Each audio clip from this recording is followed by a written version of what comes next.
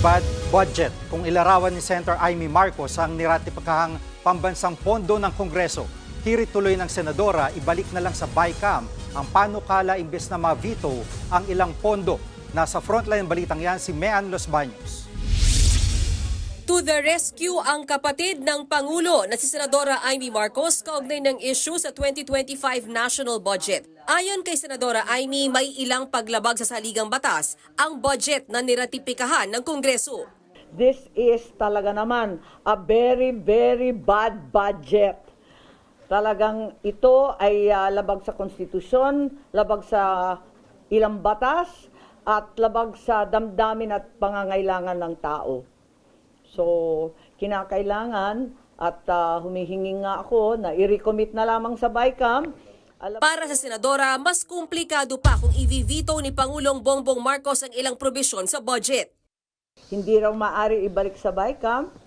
Nais ko lang ipaliwanag na pwedeng ibalik sa BICAM. Ang hirap kasi sa veto, mauuwi sa zero.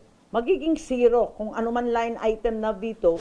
Isa sa kinwestiyon ng Senadora ang 26 billion pesos sa ayuda sa Kapos ang Kita Program o AKAP na wala naman sa orihinal na budget request ng Department of Budget and Management. 2 beses kami nag-hearing sa subcommittee ng DSWD, sa katutak na tawag, sa damakmak na papel. Wala nang banggit ng AKAP. Biglang sumulpot na naman sa BICAM. Saan galing yun? Wala sa prioridad ng Pangulo. Apela ni Senadora Amy, huwag ipahamak ang kanyang kapatid sa pagpapalusot ng anyay napakasamang budget. Huwag naman ninyo ipahamak yung aking kapatid.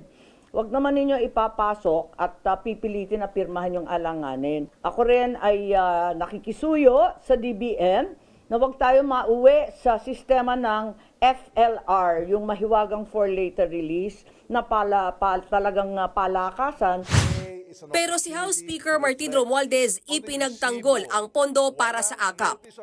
Ayuda is not charity, it is justice. Sa mga kontra sa ayuda, handang ipakita ng administrasyong ito kung saan napunta ang bawat sentimong inilaan para rito. Ang mga may hawak ng pondo, ang mga departamento tulad ng DSWD, DOLE at DOH, sila ang nagpapatakbo ng mga programa, hindi ang Kongreso.